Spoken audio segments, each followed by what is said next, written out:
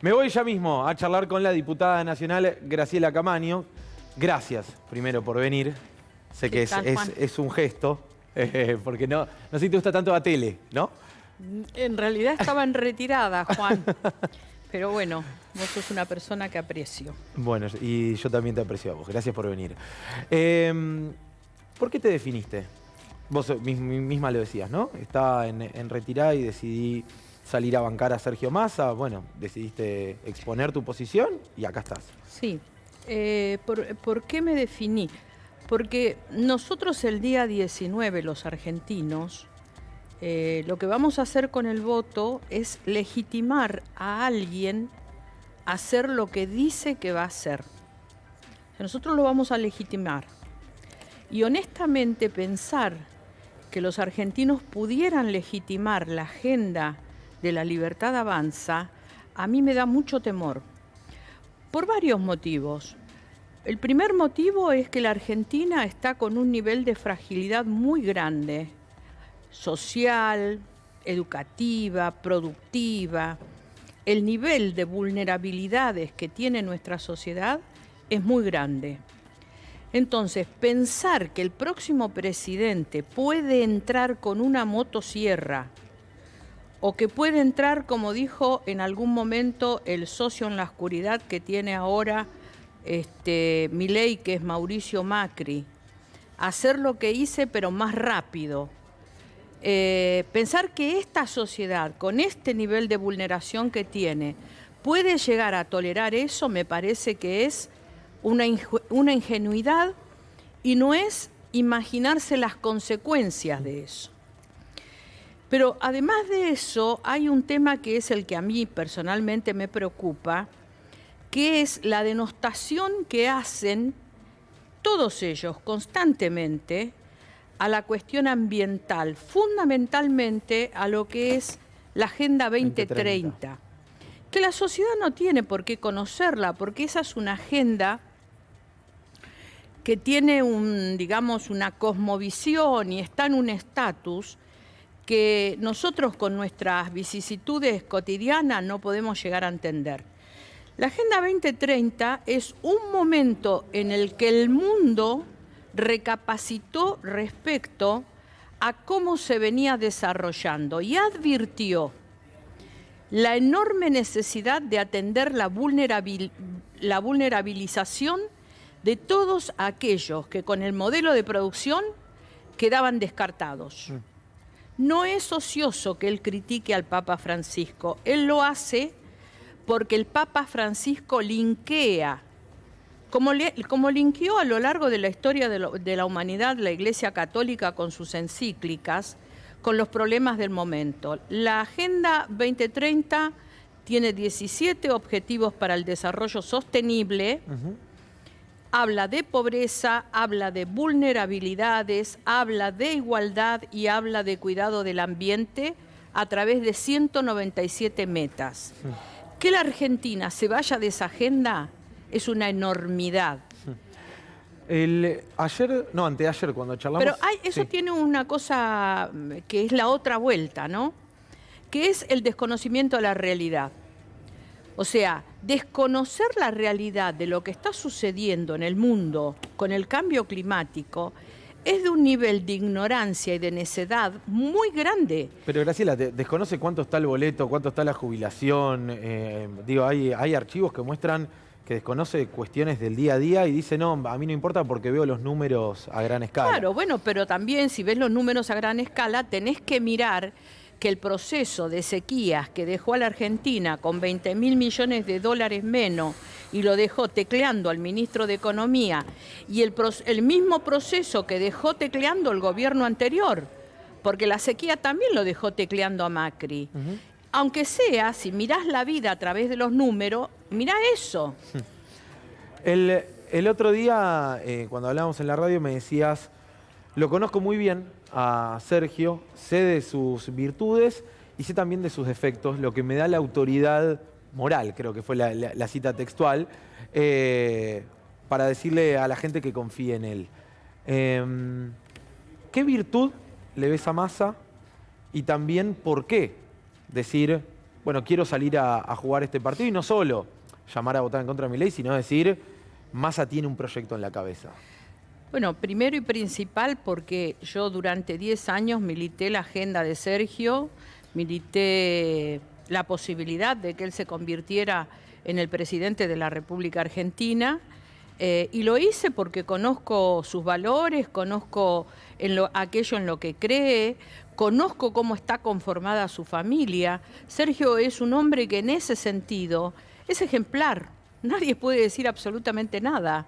O sea, pueden hacerle la chicana que quieran, pero realmente es un hombre honorable en todo sentido, desde el punto de vista familiar. Conozco a sus padres, a sus hermanas, o sea, no tengo ninguna duda respecto a sus orígenes, a su formación, a los valores que representa y a esa sana ambición del joven que yo conocí de alguna vez regir los destinos de la patria. Que tampoco en nuestras conversaciones nunca fue una conversación banal, o siempre estuvo, digamos, enclavada en principios y en fundamentos. O sea, la Argentina necesita de la ejemplaridad, la Argentina necesita de una dirigencia que entienda que la gente lo está mirando y lleve adelante su gestión con honestidad, con sencillez y con eficacia. Y por otro lado, porque a lo largo de todo este tiempo se ha preparado, ha sido una persona, no el único, conozco a algunos otros, vos tuviste ayer acá a Juan Manuel Urtubey, que también en él veo ese tipo de jóvenes que yo quiero para la conducción de mi país, ¿no? Pero creo que es el tiempo de Sergio, creo que este es el tiempo de Sergio. Y me parece que esta Argentina vulnerabilizada, esta Argentina con tantas carencias, va a necesitar de esa sabiduría. No va a necesitar de un experimento. No va a necesitar que sigamos acrecentando la idea de que estando en contra lo resolvemos. Estando en contra no resolvemos nada. Estando en contra lo único que hacemos es sacarnos la bronca y estar en contra. Pero al país no lo resolvemos votando en contra, al país lo resolvemos analizando profundamente las trayectorias, analizando profundamente los discursos, lo que contiene, y desde ese lugar votar al que nos asegure una agenda que nos permita convivir en paz. Porque estamos hartos de que se siga discutiendo el agujero del mate, se siga discutiendo las banalidades y las cuestiones personales de los dirigentes políticos. La verdad que yo vi la autodestrucción de Cambiemos en el Congreso. Y creo que ahí tenés el claro ejemplo de lo que es conducir los destinos de una fuerza promisoria desde el egoísmo y desde solamente mirar tus propios intereses. Marcos.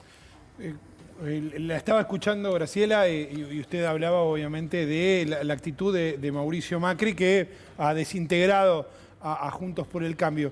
Le pregunto por esto, pero sobre todo le pregunto por los que quedaron del otro lado, los gobernadores. Hoy escuchábamos a Gerardo Morales diciendo el país de Milei es un país que no podemos tolerar quienes hemos tenido responsabilidad de gestión, y cuando uno conversa con algunos intendentes de la oposición, del radicalismo e incluso algunos del PRO, dicen lo mismo. ¿Puede ser que allí también haya una línea divisoria de los que tienen gestión y la preocupación por un eventual gobierno de Milei?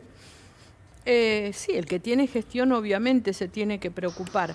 Pero yo vuelvo a insistir en esto. Yo no quiero evaluar las posiciones que toman los diferentes actores. Para mí fue inédito que alguien que llega tercero en la elección se apropie del proyecto político del que llegó segundo. Para mí es inédito. Porque además debo preguntarme con total honestidad, ¿por qué? O sea, ¿qué diste a cambio? O sea, te estoy viendo que diste todo tu discurso.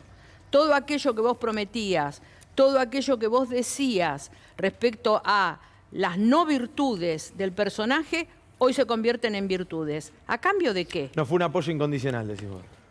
¿A cambio de qué es eso? ¿Me entendés? Entonces me da la impresión de que esta política del toma y daca, esta política del dirigente, o sea, lo que él decía que era la casta, en definitiva terminó haciendo de su proyecto político un proyecto de casta. Vos fijate de qué manera compró y vendieron las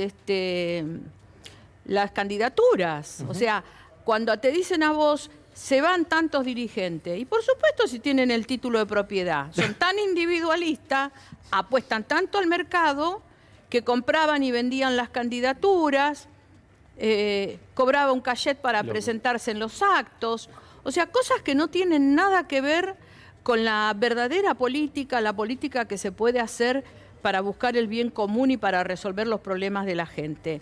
Si esto va a ser el gobierno, si va a ser esta mirada utilitaria, esta mirada individualista, esta mirada de la denostación constante, a ver, denosta de esta manera al gobierno de Brasil y resulta ser que la ministra de Ambiente de Brasil está liderando un episodio que va a ocurrir en la próxima cumbre del clima, que ocurre por primera vez, que los países de América Latina van a ir con el mismo discurso a discutir desde un mismo lugar.